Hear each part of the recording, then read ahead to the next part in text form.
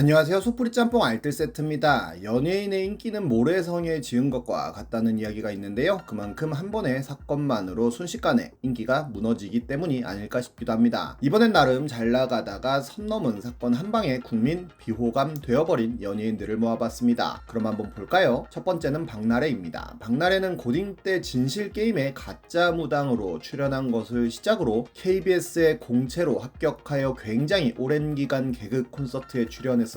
남을 깎아내리는 개그가 아닌 본인을 깎아내리는 개그를 보여주며 점점 호감 이미지를 쌓아왔으며 한때 얼굴 분장에 달인이 되어 정말 감쪽 같은 분장으로 많은 사람들에게 웃음을 주기도 했었습니다. 무한도전에서 뇌순녀 5호 등 여러가지 캐릭터로 출연하며 많은 인기를 모으게 되었고 나 혼자 산다의 멤버가 되어 최전성기를 이끌어가면서 대세 개그맨이 됩니다. 결국 2019년에는 나 혼자 산다와 구해줘 홈즈로 연말 시상식에서 대상을 받는 등 우리나라 탑티어 연예인이 됩니다. 특히나 주당으로 유명하여 집에 나래바라는 술 먹는 공간을 만든 것으로 유명하고 여러 연예인들이 박나래의 술버릇이 굉장히 좋지 않다는 증언을 하기도 했었는데요. 그리고 여자 신동엽이라는 별명이 생길 정도로 색드립을 자주 하기도 했었는데 색드립 황후되고 싶다는 박나래의 이야기에 신동엽이 난 너처럼 쓰레기는 아니야 라고 하는 등 같은 성인 개그라고 하여도 신동엽의 개그가 더 세련되었다는 평가를 받기도 했었습니다. 그런데 2020년 여음파라는 방송에서 여성 멤버들이 한강을 지나가면서 흔들리는 차 있는지 봐요, 습기 차 있으면 백방이다 등의 이야기를 했었는데요. 진짜로 습기가 차 있는 차를 발견하고는 놀라는 모습을 보여줬는데 헨리가 그때 추웠잖아요 라며 수습하는 멘트를 치자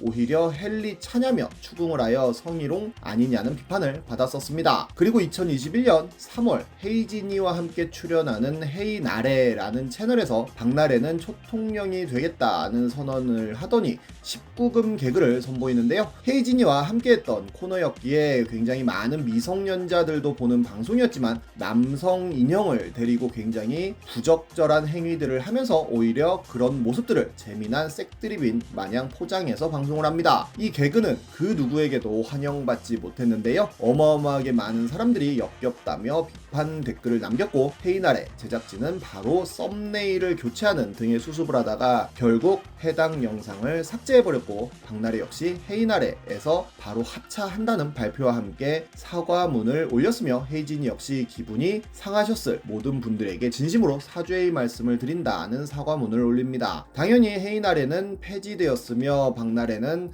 자필 사과문을 인스타에 올려 다시 한번 사과를 하기도 했는데요. 본업인 나혼산 역시도 헤이나래 사건 이후로 시청률 내리막을 걷기도 했는데 그렇게 한 달여가 지났는데 일부 시청자가 국민신문고 등의 아동 청소년 보호법 위반 행위, 공연 음란 행위 등의 위반으로 수사를 요청하는 민원을 제기하였고 경찰 조사 끝에 무혐의를 받게 됩니다. 이후로도 기안 84의 웹툰 마감 여행에 전현무와 단둘이만 보내는 몰래 카메라를 찍어놓고는 전혀 미안해하는 모습을 보이지 않기도 하고 이시연의 결혼식에서 그 누구도 마스크를 착용하지 않는 모습을 인스타에 올리는 등 여러 구설수에 오르기도 합니다. 다음은 서인영입니다. 서인영은 주얼리 2집에서 막내로 활동을 시작한 멤버로 주얼리에 합류한 지 3일 만에 무대에 선 것으로 유명하기도 한데요. 워낙 주얼리가 박정아 원탑 그룹이었기에 굉장히 존재감이 없기도 했었는데 2006년 조미나와 이지연이 탈퇴를 할 때도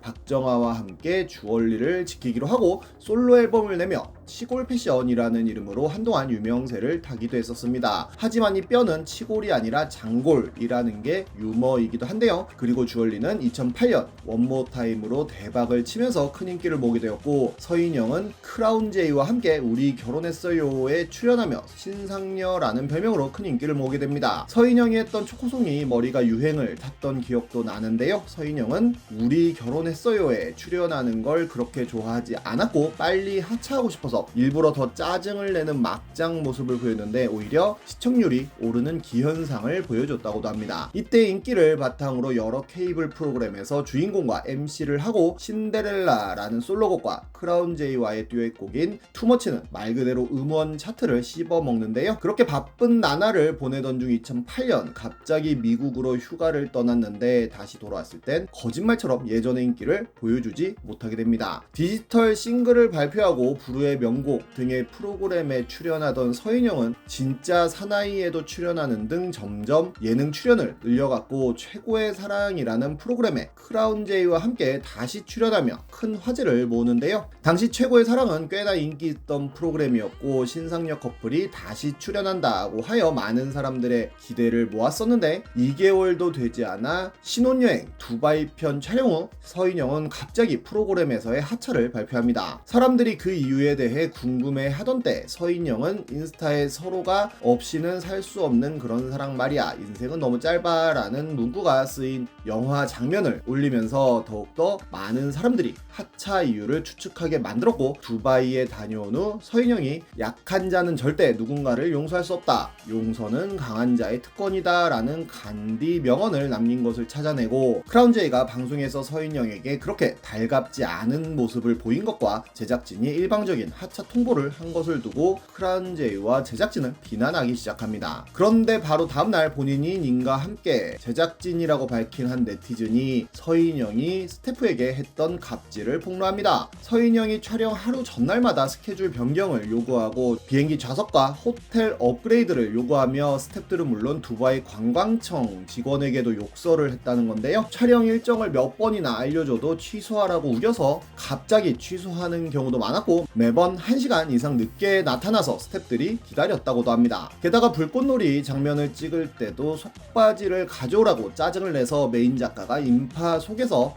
속바지를 구하러 다녔다고도 하는데요. 심지어 유튜브에 실제 서인영이 쌍욕을 하는 영상이 그대로 올라와서 서인영의 이미지는 나락으로 빠져버립니다. 그러자 소속사에선 바로 공식 보도 자료로 사과문을 남겼는데 두바이 관광청 역시 바로 스포츠 조선과의 인터뷰를 통해 촬영이 예정보다 하루 일찍 끝나고 직원이 욕설을 듣긴 했지만 공식적으로 손해배상을 청구하진 않을 것이라는 이야기를 했다고 합니다. 그렇게 완전히 연예계에서 소멸될 줄 알았던 서인영은 2년여가 지나 섹션 TV에 출연하여 당시 너무 빡빡한 일정 속에 과부하에 걸렸던 것 같다는 해명을 하기도 했었는데요. 제작진이 썼다는 갑질 폭로글을 보고 소름이 돋았다며 욕설과 마지막 촬영 불참 외에는 오해가 있었다는 이야기를 하기도 합니다. 비디오 스타에도 출연하여 비슷한 이야기를 하고 슈가맨에 출연하여서도 눈물을 흘리며 사과를 남겼는데 2020년에